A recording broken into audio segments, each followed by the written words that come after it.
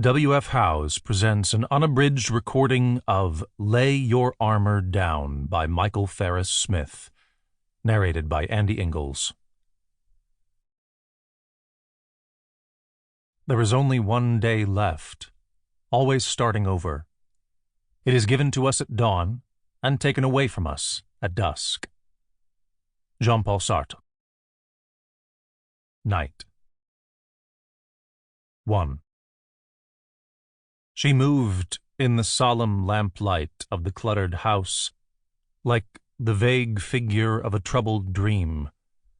She shuffled from room to room, opening drawers and closet doors, and picking up things and putting them into the grocery sack. No sense or order in the gathering. A random ring and a broken bracelet from a spilled jewelry box. One shoe. A ragged notebook from the bottom of a stack of other ragged notebooks, 2 postcards from a long-dead sister, a handful of hair clips, a small wooden picture frame that held the rudimentary drawing of an angel that had been created by her child decades before. She wore a thin housecoat that hung on her aged and slender figure, her gray hair in a matted mess.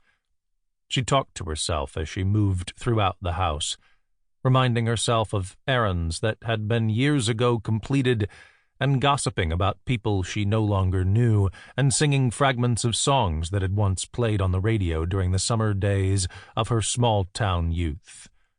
In doorways she would stop and look into the shadows and touch the tip of her index finger to her chin and hold it there in troubled thought. And then she would begin again to fill the sack with the random fragments of time gone by. At the end of the hallway, the closet door was open, and the contents overflowed and spilled out onto the floor as if the house was regurgitating its own clutter. The pace of her rambling quickened as she dropped to her knees and began to dig into the closet as if just remembering something essential, her arms thin and weak, but working in a sudden fever as she pushed away dirty towels and newspapers and shoeboxes, and she burrowed into the closet. At the bottom of the pile she found a red tin coffee can, and she opened the top and felt inside and touched the roll of cash.